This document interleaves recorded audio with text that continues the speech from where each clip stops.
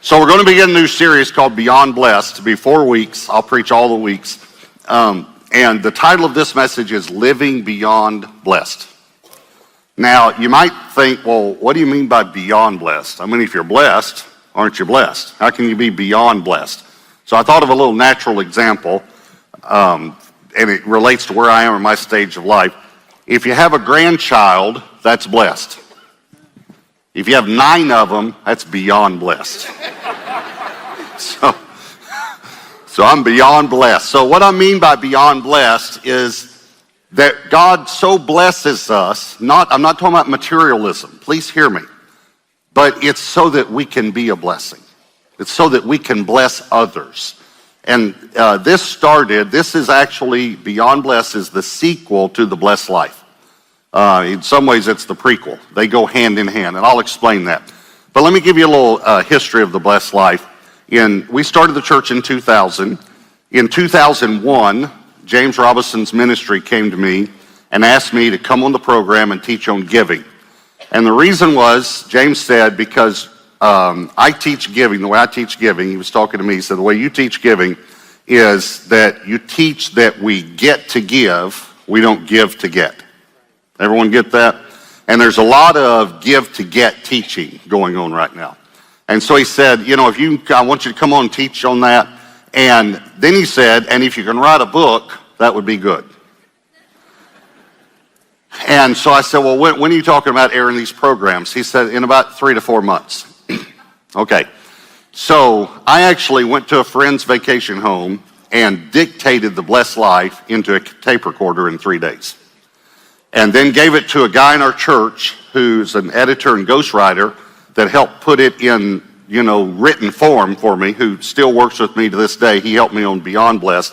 Very, very gifted writer. And so anyway, we had it out and we self-published it.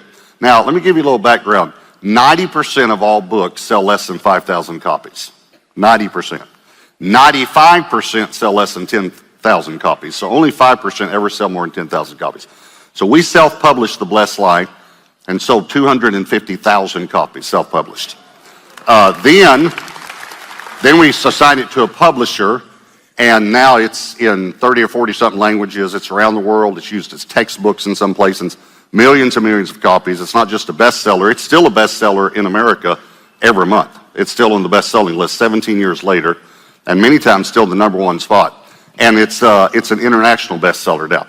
Just so you know also, most people know this, but I believe in giving the first to God. I believe the Bible teaches that. We'll talk about that a little bit. And when I laid my hands on the manuscript for The Blessed Life, I felt like the Lord said, will you give this one to me? And so I gave that book to Gateway Church. Gateway Church owns The Blessed Life. Now this is something that's so amazing about this. Debbie and I have never taken a dime from it. This is going to shock you what I'm about to say. And I wondered whether I should say it or not because it is a big number, but I just want to let you know how God's used the book. Gateway Church, it brings in about $500,000 a year. That one book to the church. So it's unbelievable what God's done with the book. And I believe it has helped spark a movement of generosity in the kingdom of God. And many pastors would agree with that. But right after I wrote the book, I started getting a lot of emails and questions, and people would say something like this, Pastor Robert, I'm giving, but I'm still in debt. And for me, I didn't understand that. Because giving is only one part of being blessed. And it's almost like saying, when you talk about grooming, you need to brush your teeth and wash your hair and use deodorant and, all sorts of things for grooming. But it was almost like someone was saying to me, I comb my hair, but I still stink. Well, there's more to it than simply running a comb through your hair, So giving is very important, generosity. But there's a huge second component, and that's what we're going to talk about in Beyond Blessed, and it's stewardship. Now, please hear me. Stewardship is not a bad word. It's not a bad word. Many times we have a bad connotation of it because a church will say, we're going to do a stewardship campaign. It means we're going to raise money for something. Or I'm going to bring my annual stewardship message. Means he's going to preach on money, you know. But stewardship has to do with every area of your life. So let me explain to you about living beyond blessed. Let me tell you point number one. Point number one is it takes two legs. It takes two legs. Here's what I mean by that. I didn't name the blessed life. I didn't name it the blessed wallet. I didn't name it the blessed checkbook.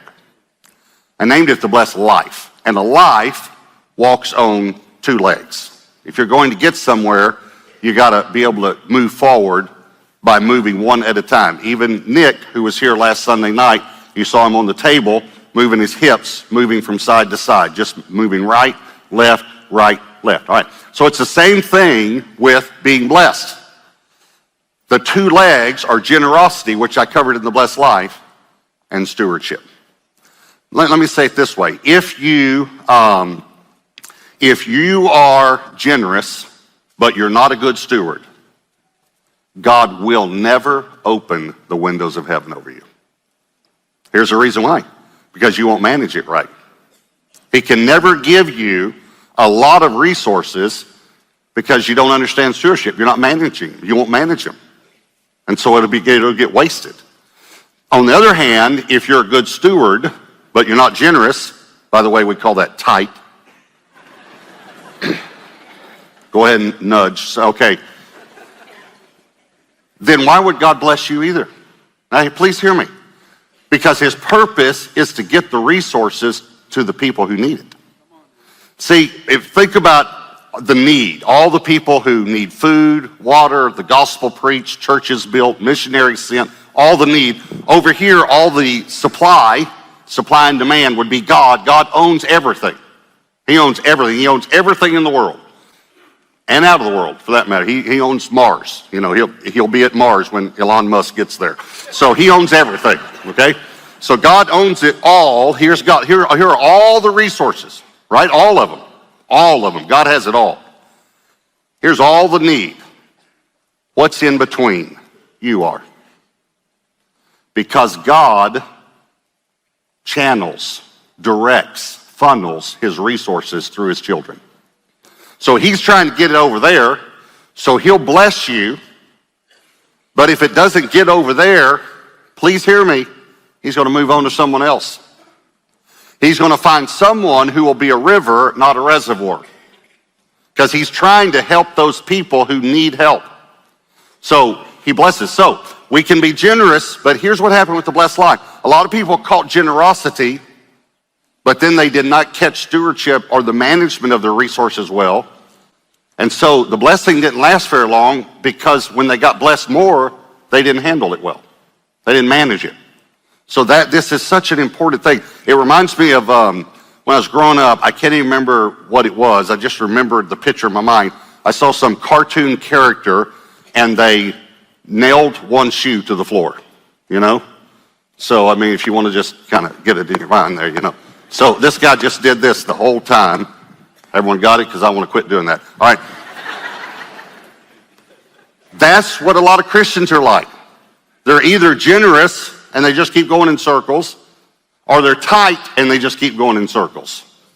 But you have to have both. You have to be a good steward and you have to be generous. And here's the reason why it takes both legs to be blessed. It goes all the way back to our patriarch in the faith, Abraham. Genesis 12, verse 2. I will make you a great nation. This is God talking to Abraham. I will bless you. Notice the idea of blessing a person was God's idea. God said, I want to bless you and make your name great. And here's the reason why, you shall be a blessing. I will bless you so that you can be a blessing. See, God wants his kids to be beyond blessed. We're so blessed that we get to give away.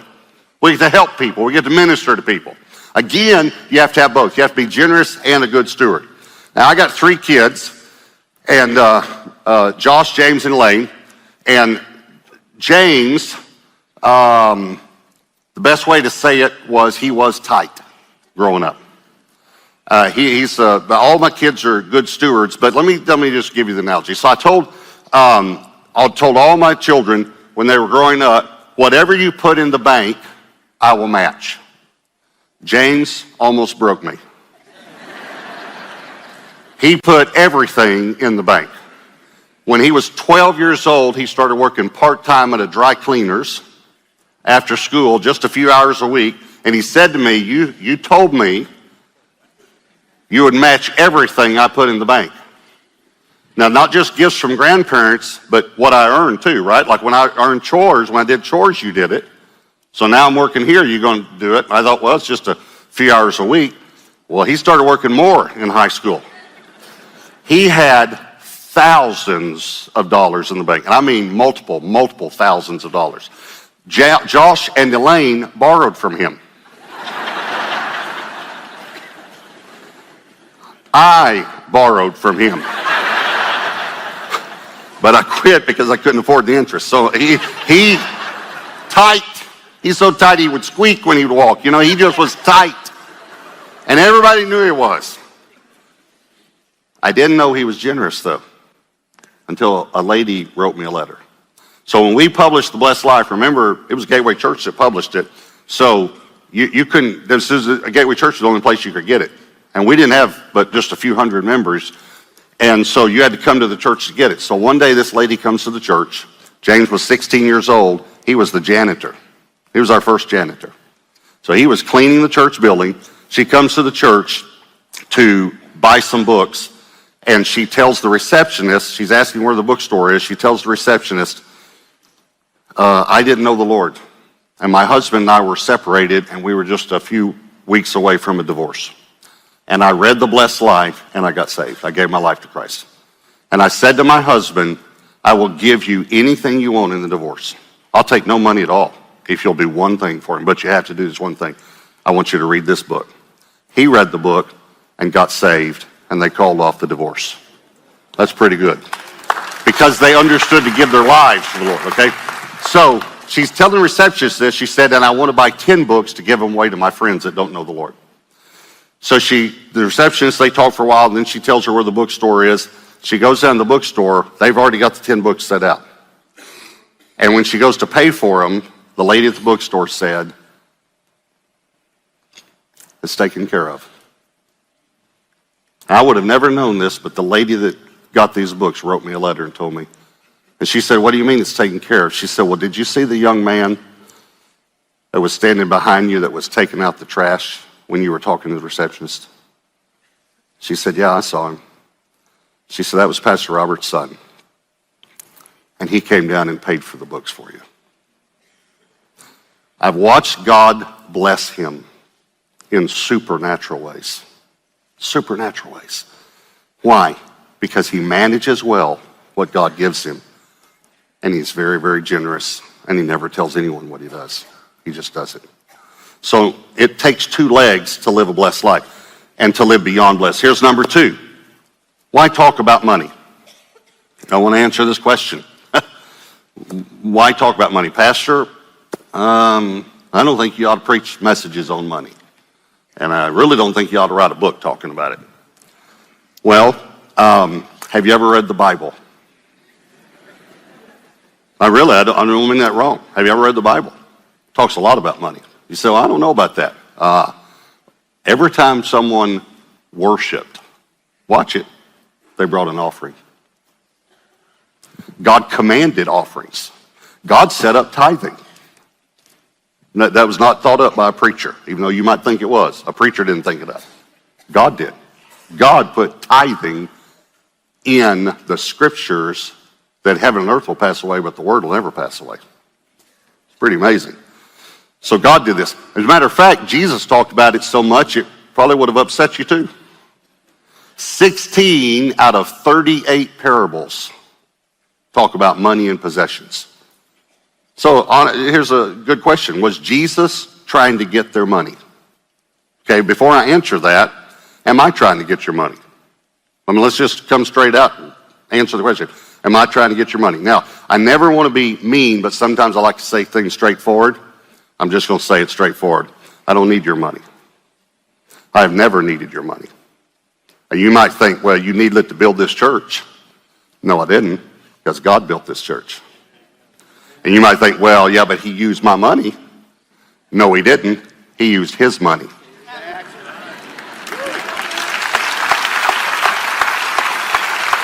And I would be very careful about calling the money in your account yours, because he'll let you know whose it is pretty quickly. The earth is the Lord's and the fullness thereof. Matter of fact, that's the content of the whole book, is whose is it? Who's it belong to? Who's the owner and who's the steward? And God's the owner. So God has it all, and he directs it through those who will be good stewards and who will be generous, because he's trying to get it to a need. He knows what he's trying to do. So I've never apologized for preaching on giving. The reason is I know it's actually a blessing for you to give. I know that. I believe it with all my heart. I wouldn't apologize when I preach to you on marriage.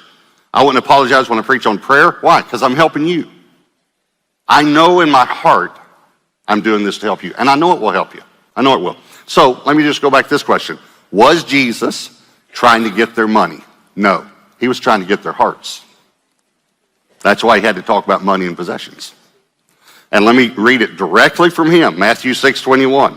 This is Jesus speaking. For where your treasure is, there your heart will be also. How many times do we get that backward? I've heard pastors even get it backward. They'll say, the Bible says where your heart is, and they're doing it right for the offering. Where your heart is, there your treasure will be also. That is not what it says. It says where your treasure is, there your heart will be. In other words, it's not there now, but it will move there once you put your treasure there. There your heart will be also. This one pastor said to me, I know if I can get the people's hearts in the church, then they'll give. I said, no, actually, if you can get them to give, then their hearts will be there. Another pastor, I travel and speak, in other churches and conferences and things. And so I was in this church one time, the guy said, listen, if you see anything in the service that, that can help us, please let me know. So after the service, we went out to eat, and I said, yeah, I did see something, and I want to kind of put it straightforwardly to you so it'll make an impact on you. And so he said, okay, great. And I said, well, I realize that you don't believe in your heart that giving is a blessing for people. And he said, really? So tell me why. I said, well, when y'all were giving the offering today, you got up and you were talking about it, and you said, it's time to give the offering, and then you said, but this is not for guests, this is just for members. And I said, so that would be the exact same thing to me as next week you get up and say, now we have a bunch of 18-wheelers in the parking lot, and they are full of new clothes from Macy's and Neiman Marcus and Saks and Nordstrom's, and they're brand new, and they're all free. They are free, except, now this is not for any of you guests. This is just for our members. I said, see, when you said that, you let me know that you don't believe giving is a blessing. Because when I give people an opportunity to give, I'm giving them an opportunity to be blessed so that they can be a blessing. So, that's why we talk about it. And here's number 3, being a blessing. We've talked a little bit about it, but I want to cover this a little bit more. Being a blessing. Now, God blesses us for 2 reasons. I don't want to leave out the first reason. He blesses us because he loves us. You bless your kids because you love your kids. And God does love you, and he does want you to be blessed. And by the way, there's nothing wrong with wanting to live in a safe neighborhood. Nothing wrong with wanting to have a bigger home, more bedrooms, so the kids don't have to share bedrooms. There's nothing wrong with having more bathrooms. There's nothing wrong with wanting to be in a better school district for your kids. There's nothing wrong with wanting to give them braces if they need braces, or help them with college, or drive a dependable car. There's nothing wrong with any of that. And what happens is the enemy comes along, and it seems like any of those thoughts you have, the enemy says, well, that's just materialism. You're supposed to give up all for Christ. And he just tries to speak condemnation to us all the time. There's nothing wrong with wanting something nice for your family. That's not wrong. So God blesses us because he loves us, but he also blesses us to be a blessing. And so when we talk about that, I want to show you, there was a book a long time ago, very popular, great book. I met the guy who wrote it, and we talked and shared, and he's a great guy. But it was a little book called The Prayer of Jabez. You remember that book? Okay. So it comes from 2 scriptures in the Bible. Great scriptures. I want to show you those scriptures. All right, 1 Chronicles 4, verse 9. Now Jabez was more honorable. Just want you to notice that the Bible calls him honorable, even more honorable, but honorable than his brothers. And his mother called his name Jabez, saying, because I bore him in pain. Now the word Jabez in the Hebrew means pain, hurt, or sorrow. Okay, that's what his name meant, was pain. And Jabez called on the God of Israel, or prayed to God, oh, that you would bless me. Notice he's asking God to bless him. And enlarge my territory, or increase my income. That your hand would be with me, that you would keep me from evil. Watch, that I may not cause pain. Can I say that another way? That I could be a blessing to someone. That I wouldn't cause pain, but I'd cause blessing. So God granted him what he requested. Okay, so he prayed to be blessed. So a real simple question. Was that a bad prayer? Was it an evil prayer? And if it was, then why would God grant it? And why would God call the man who prayed it more honorable than his brothers? So I just want you to notice, an honorable man prayed to be blessed, and God granted him. Why? So he could be a blessing. Are y'all following me? So is it wrong to ask God to bless you? Please hear me. I want to shout it from the rooftops. No. It is not wrong to ask God to bless you so you can be a blessing. That is not wrong. Let me give you an analogy. Let's say you live in a community, it's kind of a farming community, and there's a guy in the community that's a mechanic, and he works on people's cars for them, and he will fix single parents' cars for free and widows' cars for free, and he even pays for the parts himself. Good guy. He helps other farmers when they bring in the harvest. He brings his whole family and helps his kids and all. But they just kind of struggle to get by. He just doesn't make that much. And so the dairy farmer gives him milk, and the chicken farmer gives him eggs. And let's just, for this analogy, let's say that you own an apple orchard, and you give them apples. And then one day another family moves in, and you think, I probably should help them too. And so you help them. Then another family, and the community grows. Pretty soon you're helping 5 or 6 families. And then you look at a piece of land that you have that you never planted, and you think, if I clear those stones out and fertilize that soil, I could probably plant some more trees and I could help more people. So you plant the seeds, and then you pray, and you ask God to bless you. Is that wrong? Are y'all following me?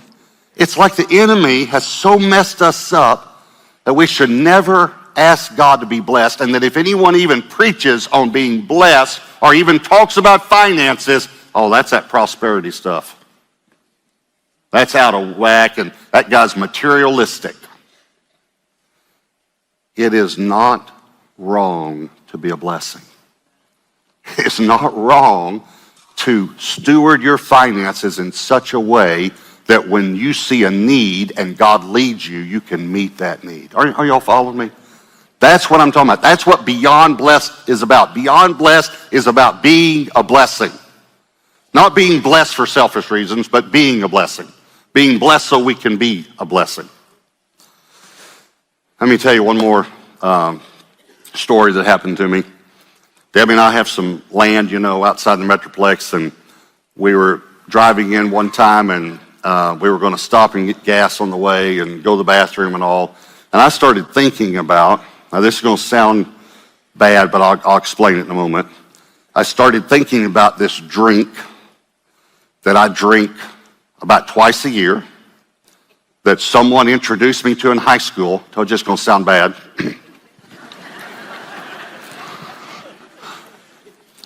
And I started thinking when I stop, I'm going to get that drink. So let me go ahead and tell you what the drink is, all right? It's Dr. Pepper with peanuts in it.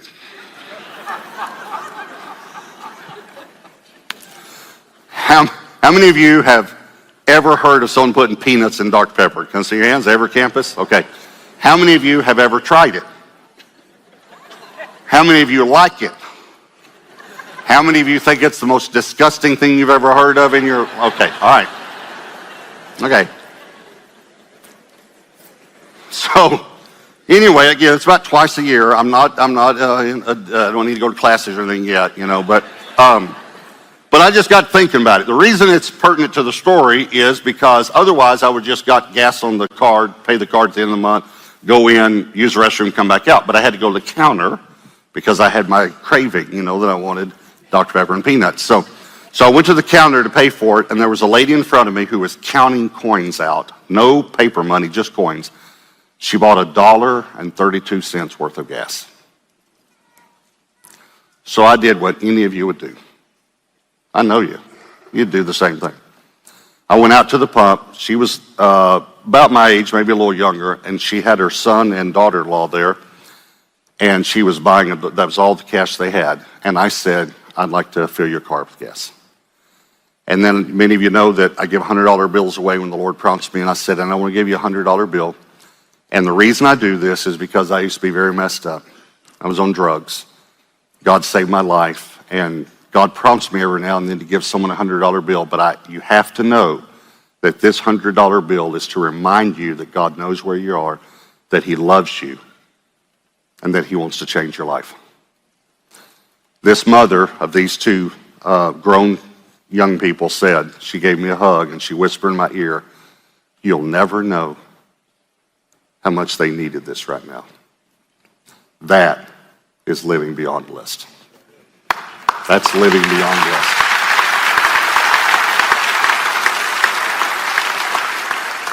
But you have to be able to manage your finances so you can bless other people when God tells you to.